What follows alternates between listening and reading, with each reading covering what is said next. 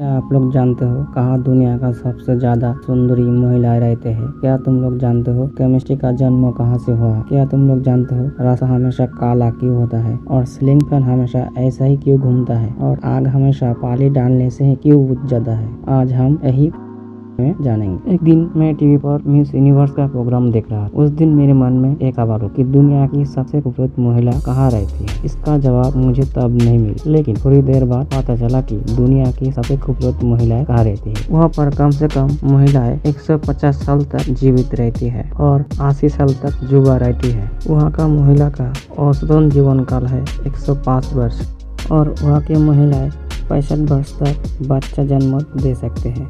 आप इस देश के बारे में जानना नहीं चाहोगे? वो देश हमारा ही पड़ोसी देश पाकिस्तान है। पाकिस्तान के हुजा प्रदेश के लोग दुनिया में सबसे सुंदरी महिलाएं माने जाते हैं। इसका कोई कारण है, सुनने में अजीब लगता है लेकिन ये सच है। भूख लगे तो अंजीर, खुबानी, अखरोट खाए और प्यास लगे तो नदी का पानी पी लीजिए। हल्की फुल्की बीमारी हो तो वहीं आसपास लगे जड़ी बूटियों से इलाज कीजिए। कहीं जाना हो तो मिलो पैदल चलिए और 120 साल का स्वस्थ जीवन गुजारिए। रसायन विज्ञान, हम सभी इस शब्द से परिचित है। ये शब्द सुनकर मैं बहुत डर गया था। मुझे रसायन विज्ञान का अध्ययन करना पसंद नहीं था, इसलिए मैं विज्ञान का छात्र नहीं बन सका। लेकिन विज्ञान से प्यार करने वाला जानते हैं कि रसायन विज्ञान शब्द की उत्पत्ति कहाँ से हुआ था। नहीं दोस्तों, इसकी उत्पत्ति भारत से नहीं हुआ था। रसायन विज्ञान का उत्पत्ति माना जाता है कि प्राचीन ग्रीस में रसायन विज्ञान के बारे में 600 और 700 ईसा पूर्व के बीच काफी चर्चा हुआ था। ग्रीस में रसायन विज्ञान का व्यापक रूप से अध्ययन किया जाता था। माना जाता है कि रसायन विज्ञान की उत्पत्ति कीमिया शब्द से हुई, जो एक कीमिया शब्द एक अरबी शब्द है और ऐसा माना जाता है कि रसायन शास्त्र का जन्म यही से हुआ है। गर्मियों में जो चीज हमें सबसे ज्यादा याद रहती है वो है सीलिंग फैन।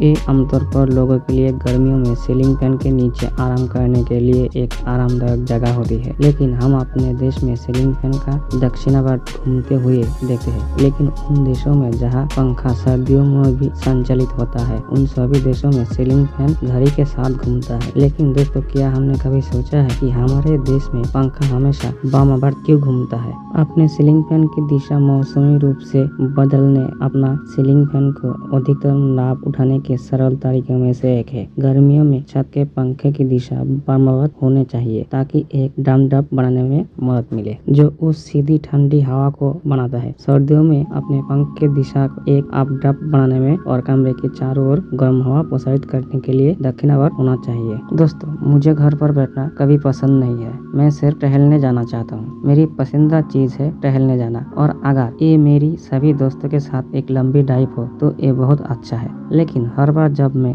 लॉन्ग ड्राइव पर जाता हूँ तो एक बात ध्यान में आती थी कि मैं जहाँ भी लॉन्ग ड्राइव पर जाता था, मैंने देखा कि सारी सड़कें काली होती थी। लेकिन सड़कें काली क्यों होती, सफेद क्यों नहीं? ये सवाल मेरे दिमाग में बार बार उठते रहते हैं। क्या आपका मन में ये सवाल है या क्या आप ये सवाल जानते हैं? आमतौर पर सड़कों के काले होने का पहला कारण ये है कि सड़क डामर सामग्री से बनी होती है। ये बहुत सस्ता और काले रंग का है और प्रकृति के लिए बहुत ही उपयुक्त है। ये 65 डिग्री तक तापमान का सामना कर सकता है, इसलिए आमतौर पर इस सामग्री से सड़क बनाई जाती है। आपको लगता है कि शायद इसलिए सड़क काली होती है, लेकिन ये कारण काफी नहीं है। एक कारण ये भी है दोस्तों कि काली सड़क ज्यादा चमकती नहीं है। ये रोशनी के रिफ्लेक्टर नहीं करती है, जिससे सड़क पर चलने वाला गाड़ियां के ड्राइवर को सामने देखने में परेशानी नहीं होती है। वही सड़क अगर किसी सफेद रंग का हो तो आपका दिन के उजाले में काफी दिक्कतों का सामना करना पड़ सकता है। दोस्तों, दुनिया में ऐसे बहुत कम ही चीज मिलती है जो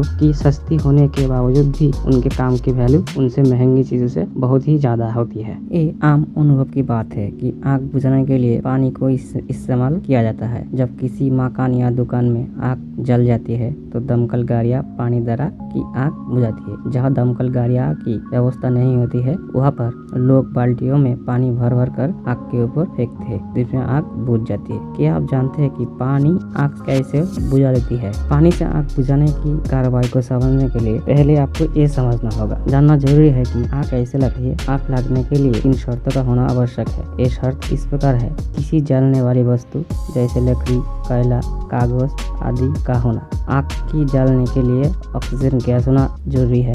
ऊष्मा यानी हीट, गर्मी का होना, ऊष्मा द्वारा ही जलने वाली वस्तु। एक निश्चित तापमान पर कुछ जलने लगता है, इसी तापमान को वस्तु का जलनांक कहते हैं। जब वस्तु का तापमान जलनांक तक पहुंच जाता है तो वस्तु में आग लग जाती है, जो वायुमंडल की ऑक्सीजन द्वारा जलती रहती है। आग बुझाने के लिए यदि ऑक्सीजन का ईंधन तक पहुंचना बंद कर दिया जाता है तो आग बुझ जाता है, क्योंकि कोई भी वस्तु बिना ऑक्सीजन के नहीं जल सकती। दूसरी, अगर ईंधन का तापमान किसी भी तरह से कम हो जाता है तो आग बुझ जाएगी। अगर आग पर पानी डालने से ईंधन से तापमान उसके जलन ताप से कम हो जाता है, क्योंकि पानी गर्मी को सोख लेता है। यही कारण है कि आग पर पानी डालने से ये बुझ जाती है। ईंधन के रूप में पानी डालने से आग जल्दी बुझ जाती है। ये कारण आग बुझाने के अधिक प्रभावशाली सिद्ध होता है। किंतु स्मरण रहे कि एक विशेष प्रकार की लगी आग पानी भी नहीं बुझा पाता। उदाहरण के लिए तेल या गैस में लगी आग पानी द्वारा नहीं बुझाई जा सकती,